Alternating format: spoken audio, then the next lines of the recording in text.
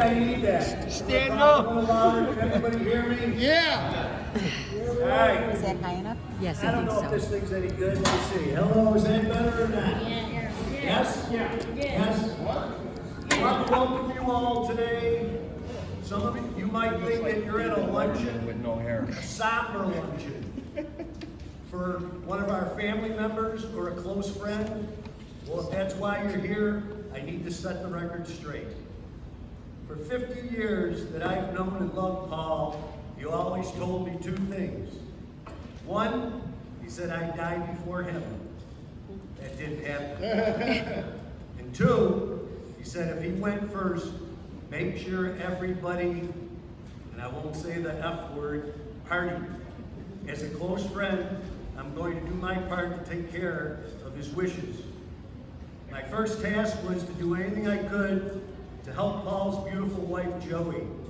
When Joey was trying to find a location for his party, she ran into problems. She wanted to have it somewhere downtown, where Paul was a legend, and I mean a legend. The problem was, half the places downtown, Paul wasn't allowed. That's why we're all here. Things Paul loved. Joey, his beautiful, brilliant wife, the glue of the marriage, his family, parents, siblings, and their families, and Joey's families. Every one of his German shepherds, football, rugby, his Harley, travel, and can't leave off the list, fighting. Let's face it, in sports, Paul was not an athletic specimen. Unfortunately, he had white man's disease, too slow and can't jump. But what he did have that made him a dynamic athlete was heart.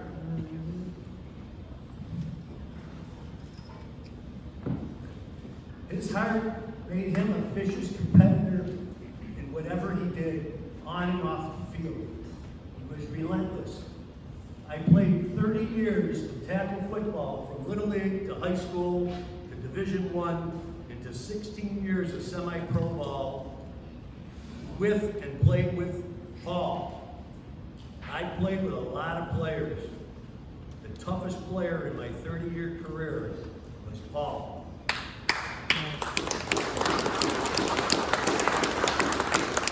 I have two stories and one surprise before I go. Paul and I were driving down Elmwood in the Bar District about 45 years ago on our Harleys. We probably had too many drinks. No, we had way too many drinks. Now, Paul knows every police officer in Buffalo. Of course he does. He's a legend. And they all know him. All of a sudden, flashing lights.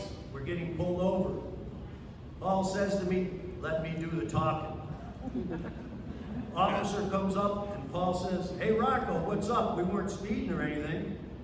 And Officer Rocco looks at Paul and says, "Paul, I wanted to let you know you got your helmet on backwards."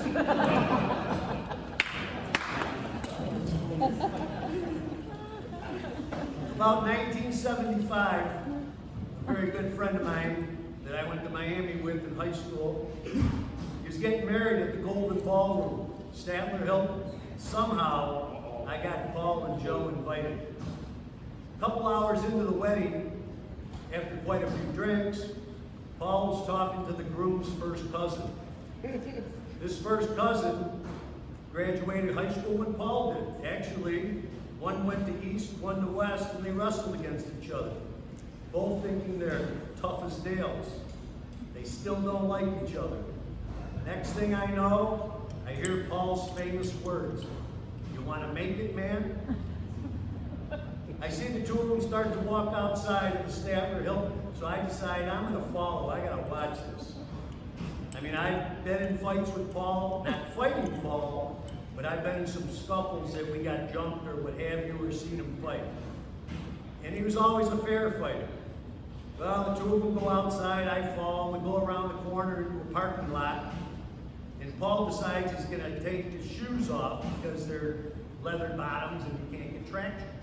So as he's taking his shoes off, this guy takes a swing at him. Paul ducks, bends down, he splits his pants wide open, and his pants drop down to his ankles. The guy then grabs him, and now Paul's hogtied, falls on the ground. The guy proceeds to grab Paul by the hair. He's kicking him, punching him, and dragging him around the parking lot on his hands and knees. And this is going on for 10 minutes. Now, I'm not going to let Paul get hurt, but if he's got it coming to him, you know, I've seen him beat up a bunch of guys. He loved to fight. That's what he liked to do. So, next thing I know, oops, I missed that. Oh, so next thing I know, the guy, after dragging Paul around, beating him, kicking him, Paul is just taking it like you can't believe. The guy takes Paul, and he's by the curb in the gutter, and grabs some stones and rubs it in Paul's face and says, "I'm Rick Alfie, remember my name." So Rick goes walking past me, and all of a sudden I look, and Paul jumps up. All he's got on is a dress shirt that's full of blood. He's got no pants on and no underwear, because he didn't wear underwear. And he's got socks, knee socks, that are from here to his feet with no bottoms in them because they got ripped off and he got dragged around the parking lot. And he said, "Hey, Rick." He said, "Now it's my turn." Paul proceeded to beat the hell out of this guy. Put his face in the curb, grabbed the stones, ground his face in it, and said, "You remember my name, Paul Bravo." That's Paul.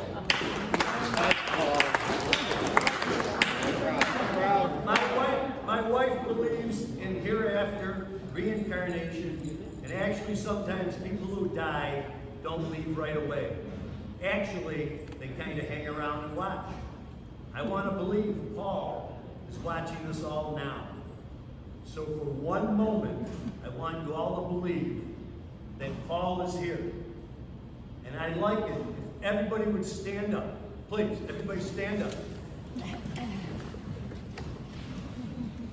You don't have to do what I do, but I want you to have the feeling of what I have, that Paul is here in this room.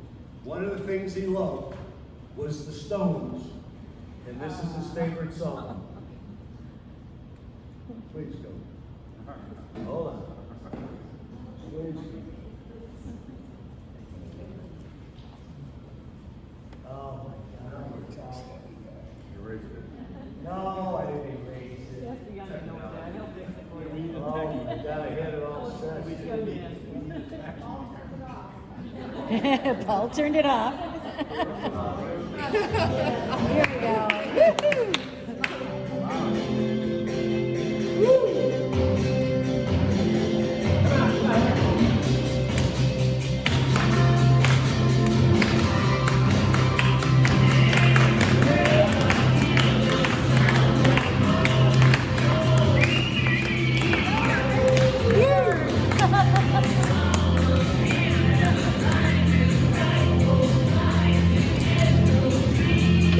Oh,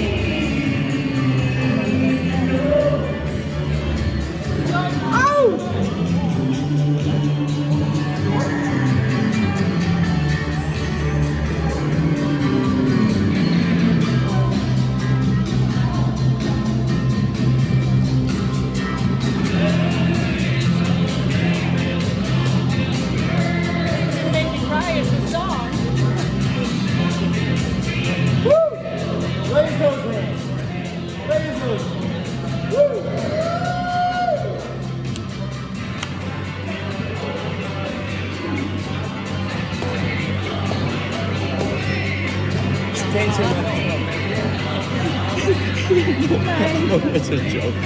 What? He's one. It's his friend, man. Woo!